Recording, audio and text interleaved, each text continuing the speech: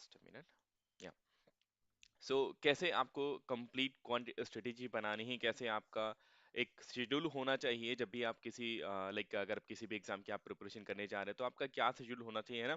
कैसे कैसे आपको टाइमिंग मेंटेन करनी है, कैसे कैसे आपको कौन से सब्जेक्ट पर कितना कितना टाइम देना है, ये सारी चीजें हम डिस्कस करेंगे। But in this session we are going to discuss only about complete quant strategy, है ना।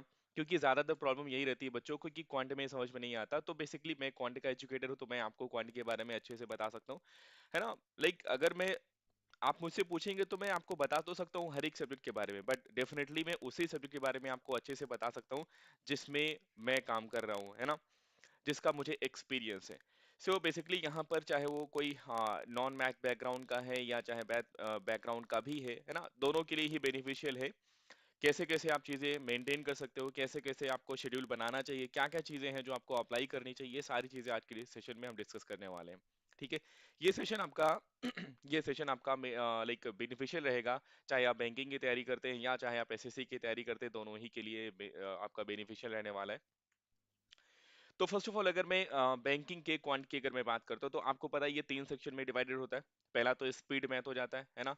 सेकेंड आपका डीआई हो जाता है और थर्ड होता है अर्थमेटिक, जिसमें मोस्टली बच्चों को प्रॉब्लम होती है। बट एक्चुअली मैं ऑनेस्टली अगर बताऊं तो सबसे ज्यादा जो प्रॉब्लम होनी चाहिए ना, और इवन होती भी है लेकिन हम लोग उसको मानते नहीं, एक्सेप्ट नहीं करते हैं, वो सबसे ज्यादा प्रॉब्लम स्पीड मैथ में होती है। क्योंकि देखिए होता क्या है कि मैथमेटिक्स में अगर आपकी कैलकुलेशन अच्छी है तो इसका मतलब 90% आपकी मैथमेटिक्स ऐसे ही आपकी हो जाएगी। डीआई में आप देखो, आपने डीआई की क्वेश्चन अगर सॉल्व किए हैं तो आपको पता होगा कि यहाँ पर बहुत ज्यादा कैलकुलेशन होती है ना डीआई में। अगर मेंस के डीआई की आप बात करो तो बहुत ज्यादा कैलकुलेशन होती है ना। तो वो कैसे आप कर पाओगे जब आपकी स्पीड अच्छी होगी, मैथमेटिक्स में कैलकुलेशन में आपकी स्पीड अच्छी होगी। इसीलिए स्पीड मैथ का होना बहुत जरूरी है। अब ऐसा नहीं कि सिर्फ और सिर्फ स्पीड होनी चाहिए, एक्यूरेसी पहले लेकर के आपको आना है।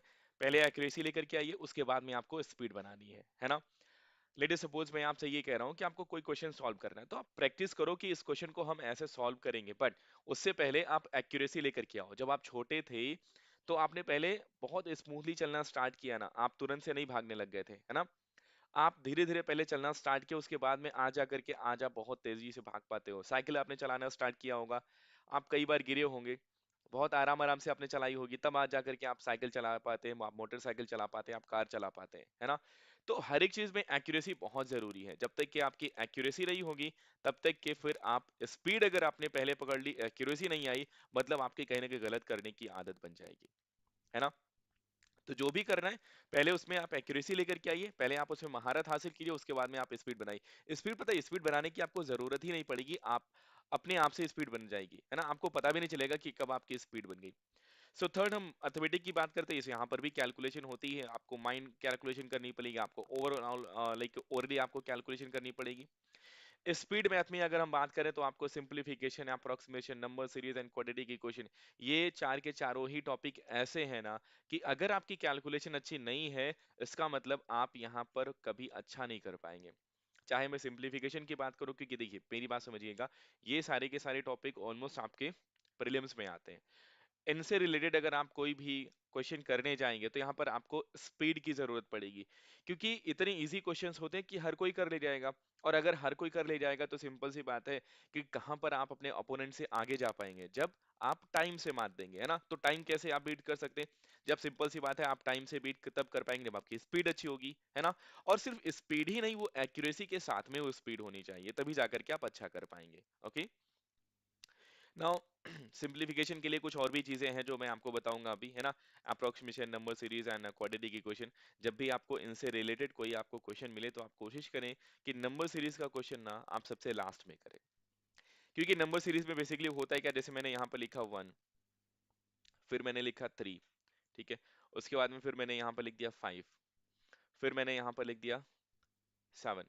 तो इनके बीच में डिफरेंस कितने का हो रहा है, 2 2 का डिफरेंस हो रहा है ना। तो आप बोलेंगे यहाँ पर गैपिंग 2 2 की हो रही, मतलब ये सीरीज जा रही होगी 1 3 5 7, है ना।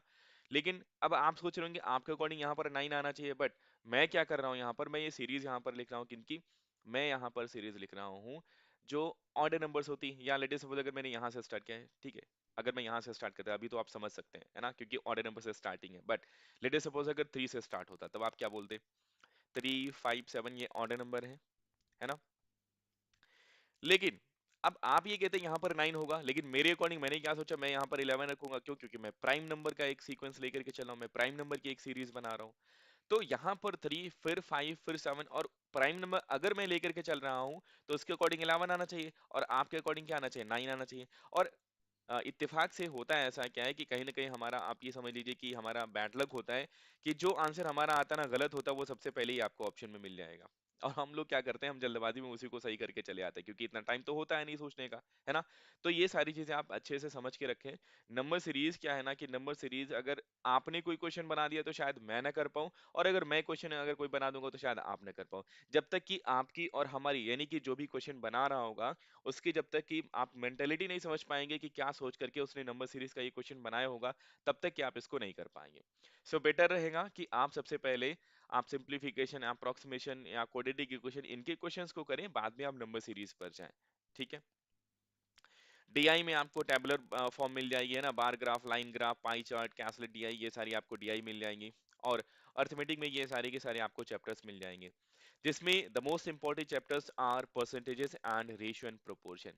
ये दोनों ही चैप्टर चैप्टर आप ये समझ लीजिए कि ये एक दूसरे के ना प्रोपोर्शनल है। परसेंटेज आ जाएगा तो आपको रेशियो प्रोपोर्शन आ जाएगा, रेशियो प्रोपोर्शन आ गया दैट मीन्स आपको परसेंटेज आ जाएगा। सो बेटर यही रहेगा कि आप दोनों ही टॉपिक पर फोकस करो, क्योंकि इन्हीं दोनों टॉपिक पर सारे के सारे चैप्टर्स चलते हैं। जैसे आप profit loss, S I C I, है ना, mixture, alligation, ages, average. Average एक बार के लिए आप छोड़ भी दो, बाकी आपका पार्टनरशिप हो गया, time and work, pipe and system, speed, time and distance, train हो गया, बोट एंड स्टीम हो गया, मेंसुरेशन हो गया, है ना, एंड हाँ मेंसुरेशन। तो ये सारे इतने सारे टॉपिक हैं जो कि आपका सिर्फ और सिर्फ परसेंटेज एंड रेशियो से आप सॉल्व कर सकते हो। तो क्यों ना सिर्फ अगर दो टॉपिक से हमारे बाकी के टॉपिक अगर इंप्रूव हो सकते हैं, बाकी के टॉपिक में आप अच्छा स्कोर कर सकते हैं, तो पहले इन्हीं दोनों टॉपिक पर फोकस किया जाए। तो अभी जो मैं क्लासेस स्टार्ट करने वाला हूँ, वो मैं स्टार्ट करूंगा, सबसे पहले मैं परसेंटेज से स्टार्ट करूंगा, है ना। सबसे पहले परसेंटेज की क्लास होगी, बेसिक्स होगा, बेसिक्स के बाद में फिर हम कॉन्सेप्ट्स को लर्न करेंगे, उसके बाद में धीरे धीरे करके हम क्वेश्चंस डिस्कस करेंगे, है ना, और फिर धीरे धीरे करके लेवल बढ़ेगा। और इसी सीक्वेंस में आपका ये पढ़ाया जाएगा, तो आपको रेगुलर क्लासेस अटेंड करनी है ना। सबसे पहले परसेंटेज, फिर रेशियो एंड प्रोपोर्शन, फिर profit loss and other chapters. Okay. Now अब सबसे बड़ी बात यहाँ पर ये आती है, सबसे बड़ी बात ये आती है कि अब इन सभी टॉपिक में, चाहे ये टॉपिक हो ना, जस्ट अ मिनट, चाहे कोई भी टॉपिक की आप बात करो, तो यहाँ पर इन सारे टॉपिक में कैलकुलेशन बहुत ज्यादा इंपॉर्टेंट रखती है ना। तो अगर आपको ये सारे के सारे टॉपिक अच्छे करने हैं, तो इसके लिए आपको क्या करना पड़ेगा, आपको आपकी कैलकुलेशन बहुत अच्छी करनी पड़ेगी। और इसके लिए मैं आपको बता दूं, आपको 1 to 30 आपको क्यूब आने चाहिए, है ना, एंड 1 to 20 आपको स्क्वायर आने चाहिए, और 1 to 25 आपको टेबल आनी चाहिए। देखिए ये आप, कहने के लिए मैं ये बता दूं कि आप, जैसे मैंने बोला कि आप 25 तक याद करो, तो आप बोलेंगे सर 1 to 20 भी याद कर लेंगे ना तब भी चलेगा। हाँ बिल्कुल चल जाएगा, कोई बड़ी बात नहीं, चल जाएगा, ठीक है। लेकिन आप बात को समझिएगा कि अगर 24 का मल्टीप्लीकेशन, अगर लेट सपोज अगर 17 से या 29 से अगर मल्टीप्लीकेशन करने के लिए आ गया, तो या 78 से मल्टीप्लीकेशन करने के लिए आ गया 24 का, तो अगर आपको टेबल आती है तो आप डायरेक्टली 28 के बजाय टेबल 8 टाइम आप लगाएंगे ना। ऐसा नहीं कि आप 4 को 8 से मल्टीप्लाई करेंगे फिर आप ऐसा करेंगे, है ना। आपको, क्योंकि देखिए अगर मैंने बोला कि कोई मूवी याद करो, कांतारा याद कर लो, है ना, या आप 3 इडियट याद कर लो, तो जैसे मैंने इन मूवीज का नाम लिया, आपके मन में तुरंत से वो पूरी की पूरी स्टोरी एक सेकंड भी नहीं लगा होगा, वो रिमाइंड कर गई होगी। तो इसीलिए जो चीजें आपको याद रहती है ना, तो उनको रिकॉल करने में आपको ज्यादा टाइम नहीं लगता है। सो कोशिश यही करें कि आपको सबसे पहले क्या करना है, कैलकुलेशन पर फोकस करना है, कैलकुलेशन अच्छा कीजिए, और बाकी की चीजें धीरे धीरे अपने आप अच्छी होने लग जाएंगी। कितनी भी आपकी अच्छी कैलकुलेशन क्यों ना हो जाए, जब तक कि आपके एग्जाम्स हो रहे हैं, जब तक कि आप ट्राई कर रहे हैं, तब तक कि आप डेली प्रैक्टिस करें कैलकुलेशन की। कैलकुलेशन का इन द सेंस, आप डेली आप स्क्वायर रूट याद करें, डेली आप क्यूब रूट याद करें। याद करने का मतलब ऐसा नहीं बार बार आपको याद करना है, देखिए याद करने से कुछ याद होता नहीं है जब तक कि आप उन पर वर्क ऑन नहीं करेंगे, है ना। आप सोचो, जो आपके फर्स्ट सेकंड या थर्ड के जो आपके फ्रेंड थे, क्या आपको वो याद है? आज की डेट में नहीं याद है ना।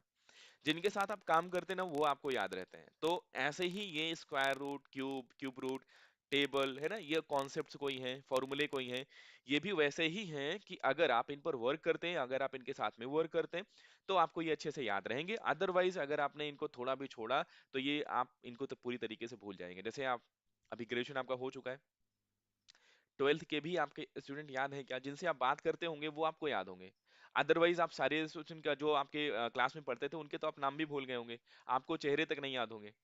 सो जरूरत यही है कि जब भी हम ऐसा कुछ करने चले, अगर हमें तैयारी हम कर रहे हैं, तो हमें ये हमारा जो बेसिक है ना, क्योंकि आपका बेस अगर अच्छा हुआ ना तो फिर आप बहुत अच्छा करोगे। तो बेटर यही रहेगा कि आप स्क्वायर को, आप क्यूब को, स्क्वायर रूट को, क्यूब रूट को, है ना, ये आप अच्छा कर लो। तो स्क्वायर में फिर से बता दो 1 to 50, और स्क्वायर अगर आपको याद है 1 to 50 तो स्क्वायर रूट भी याद हो गए होंगे, है ना। 1 to 25 या 1 to 30 आप कर लीजिए अपना क्यूब और क्यूब रूट। 1 to 25 आप टेबल याद कर लीजिए। ये चीजें बेसिक हैं, इनको आपको जरूर याद करना है। और डेली कम से कम आपको 15 to 20 मिनट, है ना, 15 to 20 मिनट आपको डेली कैलकुलेशन की प्रैक्टिस करनी है। कितनी भी अच्छी आपकी कैलकुलेशन क्यों ना हो जाए, आपको डेली प्रैक्टिस करना ही करना है। इसी से आप अपनी स्पीड अच्छी कर पाओगे, है ना। आप ये सोचो, लाइक अगर किसी भी बड़े प्लेयर की आप बात करो, चाहे आप विराट कोहली की बात करो, चाहे आप सचिन तेंदुलकर सर की बात कर लो, क्या ये इतने बड़े प्लेयर होने के बाद भी इन्होंने प्रैक्टिस छोड़ी? कभी नहीं, ये हमेशा प्रैक्टिस करते थे, है ना, जबकि अच्छा ये खेलते थे हमेशा। अगर ये शायद आंख बंद करके भी खेलने चले ना, तब भी अच्छा करके आएंगे, है ना। बट फिर भी सचिन तेंदुलकर सर ने एक बात बोली थी कि मैं नेट में भी कभी मैंने कोई गलत शॉट नहीं खेली। क्यों? क्योंकि मुझे उसकी आदत लग सकती है। तो बेसिकली हम क्यों गलत करें, हम अगर प्रैक्टिस करें तो वो भी सही करें, है ना। एक शेड्यूल बना लीजिए कि आपको प्रैक्टिस करनी है, डेली प्रैक्टिस करनी है, आपको 15 to 20 मिनट आपको देना ही देना है कैलकुलेशन को। और साथ ही साथ कभी गलत नहीं करना है ना। क्योंकि अगर आप वो प्रैक्टिस में आ गया ना गलत करने का, अगर आपको प्रैक्टिस में आ गया ना, तो फिर आप समझिए कि हर जगह पर आप गलत करेंगे। आपने देखा होगा अगर आपकी कोई आदत बन गई हो, है ना, तो वो हमेशा वो हर जगह पर आप करते हैं। आपको याद आएगा, आप उसको बंद कर लेंगे, लेकिन नेचुरली वो तभी बंद हो पाएगी जब आप उस पर वर्क ऑन करेंगे, है ना। तो सिंपल सी बात है, आप जो भी स्ट्रेटेजी बनाते हैं उस पर वर्क ऑन कीजिए। और मैं ऑनेस्टली बताऊं, आप कर सकते हैं, आप हर एक बच्चा कर सकता है। आप क्वांट में अच्छा स्कोर कर सकते हैं, आप इवन हर एक सब्जेक्ट में आप अच्छा स्कोर कर सकते हैं। लेकिन बस यही है कि आपको जो आपने स्ट्रेटेजी बनाई है आपको वो फॉलो करनी पड़ेगी। और रैंडम रिजल्ट नहीं मिलते हैं कि अचानक से आप आए, आपने प्रिपरेशन करी और 3 महीने में आपको रिजल्ट दिखने लग जाएगा, नहीं।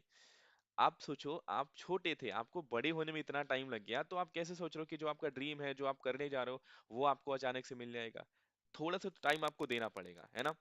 जो भी कोई कुछ बोलता है तो इग्नोर कीजिए अभी आप, है ना, हर किसी की बात को इग्नोर कीजिए आप, क्योंकि आप हर किसी को खुश भी नहीं रह सकते ना। तो सबकी बातों को फोकस करने की जरूरत भी नहीं है ना। सबको एंटरटेन करने की कोई जरूरत नहीं है। जो आपको करना है बस आप उस पे लगे रहिए और रिजल्ट आएगा ही आएगा डेफिनेटली, ठीक है। तो आज के सेशन में बस इतना ही, मुझे यही आपको बताना था कि कैसे हम स्टार्ट करने वाले हैं, है ना। तो ये आपके पास स्ट्रेटजी है, ऐसे आपको स्टार्ट करना है मैथमेटिक्स में। सबसे पहले मैं स्टार्ट करूंगा स्पीड मैथ से, है ना। Simplification, approximation, number series and quadratic equation को पहले हम करेंगे, उसके बाद में फिर हम आएंगे यहाँ पर परसेंटेजेस वगैरह ये सब करेंगे, और फिर लास्ट में हम डीआई पर चलेंगे, ठीक है। सो आज के लिए बस इतनी, ख्याल रखें अपना। Okay, so bye bye, take care, be happy and be healthy, and see you soon again, have a great day.